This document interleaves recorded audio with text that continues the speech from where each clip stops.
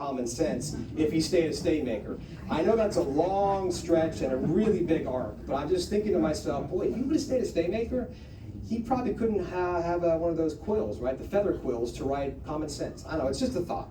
Food for thought, probably not relevant, but I thought it was something that might be important to consider. So, a little bit more about Thomas Paine I'd like to talk about here, and we'll go into this as we kind of move forward in some of these different slides.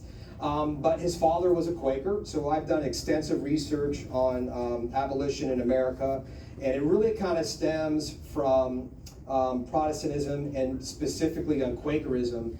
And I discovered that his father, Joseph Paine, and usually it was just spelled P-A-I-N, the E was added here once he immigrated to America, was a Quaker.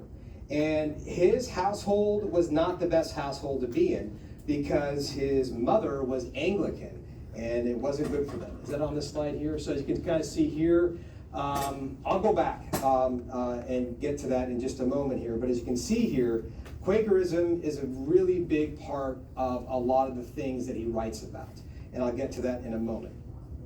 All right, so Thomas Paine's Quaker background, as you can kind of see here on this slide. So George Fox, that is George Fox on your right, and he is English, and he's the, I guess you'd say, the founder of Quakerism in England. So Thomas Paine's early life really is deeply marked by Quaker influence. Even though he was never formally part of the Society of Friends, his father Joseph, as I mentioned earlier, was a practicing Quaker in Thetford, England. Norfolk, England, excuse me. Joseph worked as a staymaker, a very common trade for Quakers during this time.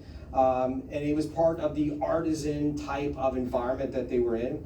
He belonged to a community known for its simplicity, its egalitarianism, and its moral seriousness. I mean, if you've ever met a Quaker before, they're very, very serious, and very much so in English and American history. But Joseph's marriage to an Anglican woman, that was definitely a marriage out of love, because usually Anglicans marry Anglicans, Catholics marry Catholics, so on and so forth. And so Francis Cook, this led to his disownment by the Quaker Meeting House. And so Joseph is no longer part of the Quaker congregation in Thetford. But this meant Paine grew up in a household shaped by religious tension, right?